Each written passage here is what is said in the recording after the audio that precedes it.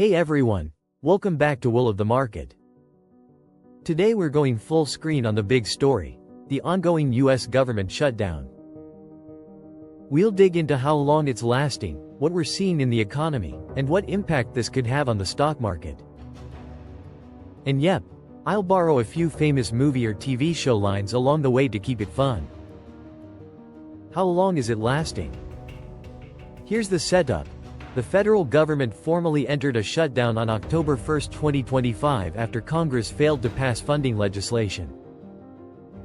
As of now, it's been more than 30 days, making it one of the longest shutdowns in US history. In short, this isn't just a quick pause, it's dragging on, and that changes the stakes. As in, Houston, we have a problem. Effects we're seeing on the economy. Okay, so what's shutting down, and what's getting hit? According to the Congressional Budget Office, CBO, this shutdown could cost the U.S. economy between $7 billion and $14 billion, and shave up to approximately 2% off GDP growth in the affected quarter. Other ripple effects. Air travel disruptions due to staffing issues at the Transportation Security Administration, TSA, and delayed public benefit payments. Key economic data releases, jobs, inflation, GDP, are being delayed or not released at all because the agencies collecting them are shut or operating at reduced capacity. So while the direct output loss is real, the uncertainty is arguably bigger. As one economist put it, it's more than the length, it's the unknowns. In movie terms, it's like the power went out mid-scene. You can't see what's coming next, and everyone's waiting in the dark. What impact could this have on the stock market? Now, onto the big question. Will the stock market feel this? The short answer: yes, but not necessarily in the way you might fear. History says, not always disastrous. Past shutdowns have shown that US stocks often look past the shutdown noise and refocus on fundamentals.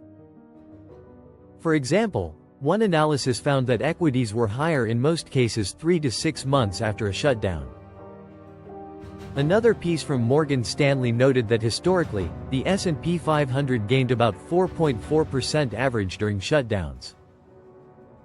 So yes, past is not prologue, but it suggests that a shutdown doesn't automatically equal crash mode. But this time has twists.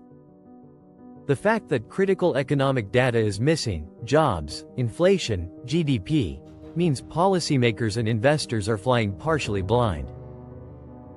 That raises risk. Some sectors could be more exposed than others.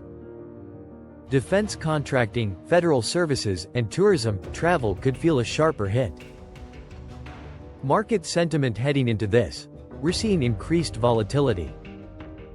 For instance, recent reports show major indexes had a bumpy week amid shutdown and economic concern noise. In classic TV show style, it's Game of Thrones meets The Office, serious stakes, but with a few awkward moments in the backlog.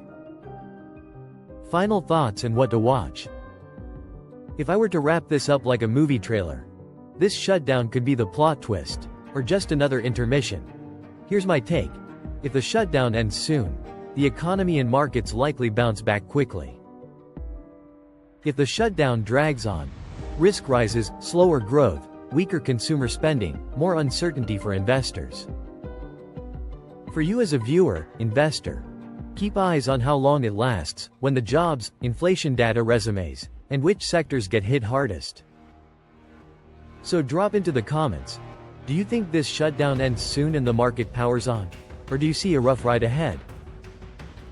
Thanks for tuning into Will of the Market, where we look past the headlines and get to the heart of what matters. Until next time, stay alert, stay sharp, and may the will of the market be with you.